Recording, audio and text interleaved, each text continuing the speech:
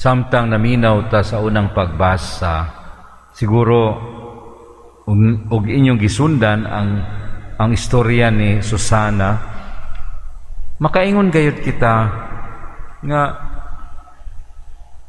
ang tao kung mangitngit ang katuyuan, kung dautan ang tuyo sa iyang isig katawo, magbuhat gayud og mga bakak, magbutang-butang, magbuhat og mga bakak nga pagmatuod,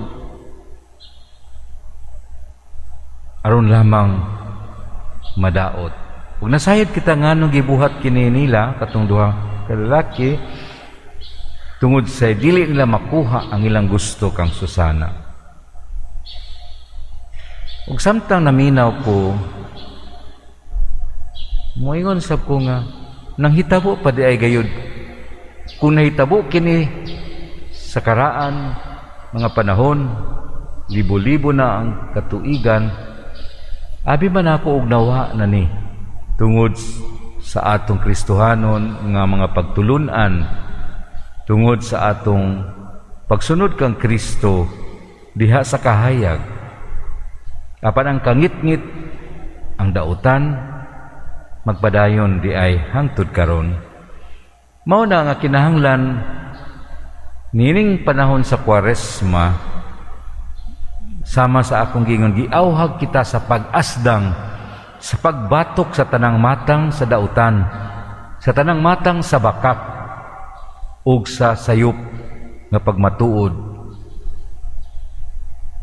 Unya samtang namalandong ko, naglantaw sa atong kahimtang karon, ilabi na sa atong nasud,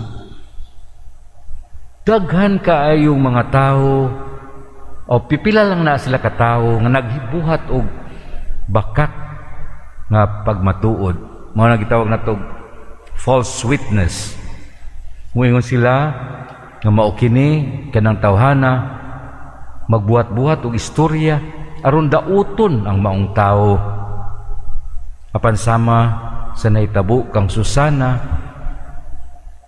adunay Dios nga makakita sa atong gibuhat.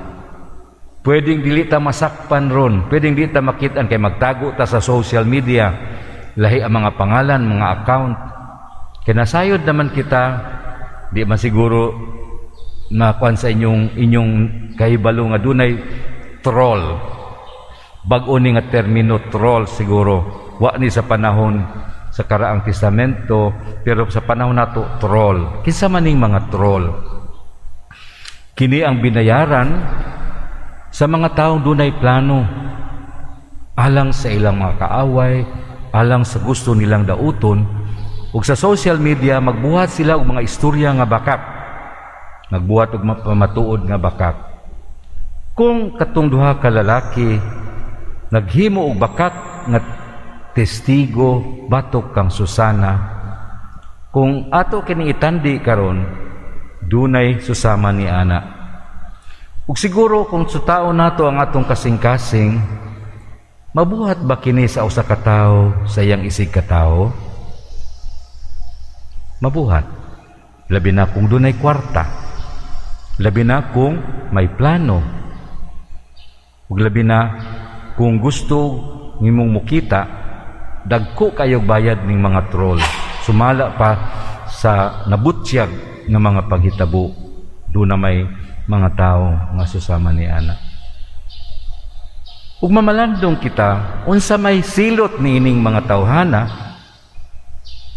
kay sa tan-aw nato wala man ta kabalo kung tinuod o dili ilang gipanulti, ilang gipanulat, ilang giisibya diha sa social media, sa Instagram, sa Facebook, sa YouTube. Makalilisang ang silot. Apan maluoy usab kita, nganong nabuhat nila kini? May gingon na tugpak kapit sa patalim, pero di ko mutuo nga kapit sa patalim. Kay mga professional man kini sila, may pinag-aralan, nasayod man sila unsa pagmanipulate sa social media. Mas lisod, mas makasabot pa kita kung kabus unya magkapit sa patalim tungod kay gikinahanglan niyang mabuhi. Pero kining mga tawhana dili kapit sa patalim kundi kapit sa kwarta.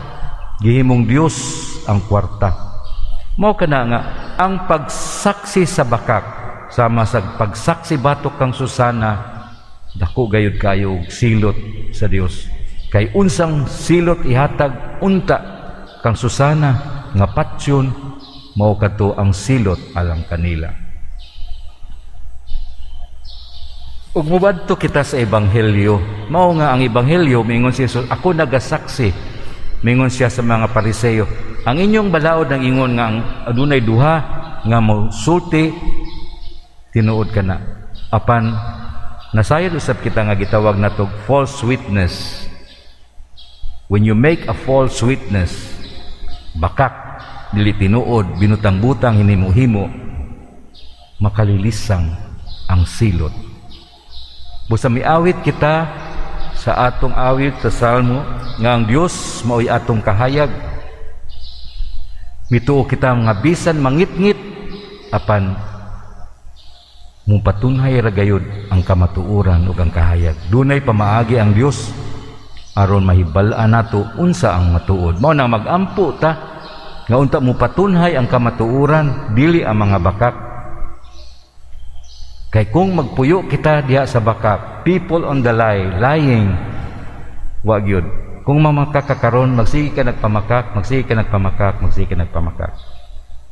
Mao nga ang ebanghelyo makatabang gayud kanato. Mingon si Jesus, dili mo mutuo nako kay wa man mo kaila kanako. Ang inyong nailhan, ang inyo ramang gustong mailhan. Kay wala man sila mutuo kang Jesus sa iyahang pagsaksi. Apan mingon gani si Jesus, ang magsaksi alang kanako ang akong mga buhat. Kung di mo mutuo nga ako ang anak sa Dios, nga ako gikan sa Amahan, tan-awa lang ninyo ang akong mga buhat. Siguro mamalandong ta unsa may gibuhat sa usa ka tawo nga moingon kita mutuo kita nga tinuod iyang gisulti. Ug moingon siya usa ka butang, nakita ba kini sa iyang kinabuhi? Ug moingon siya nga paras karon sa politika, mag-alagad ako kanimo, nakita ba nato ang iyahang gibuhat? Dili lang karon nga nangampanya, kundi dili sa panahon nga milabay. Sa pila ka tuig nga sila na nerbisyo diha sa pangangamhanan, unsa may ilang nabuhat, unsa may ilang gikatampo diha sa kausbawan, sa kaluwasan sa tao. Naghatag bag kaluwasan o kaalautan.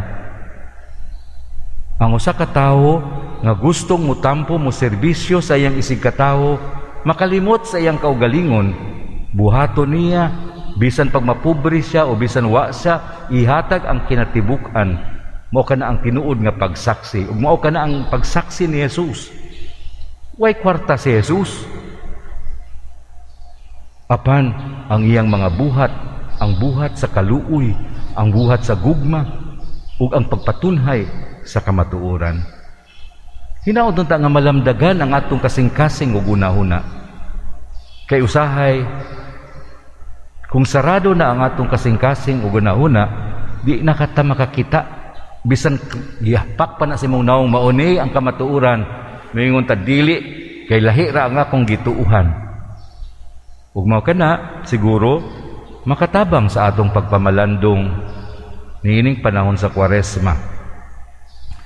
Siguro pipila ka ninyo naminaw sa kang Bishop Adel, no? O siguro makapamalandong kita kung tinuod ba yang gisulti o bakak. Kaya gipuy-at kini niya ug nahitabo kini sa iyang kinabuhi gikan sa iyang kaugalingong kasinatian. Kita usab adunay kasinatian nga dili nato makalimtan.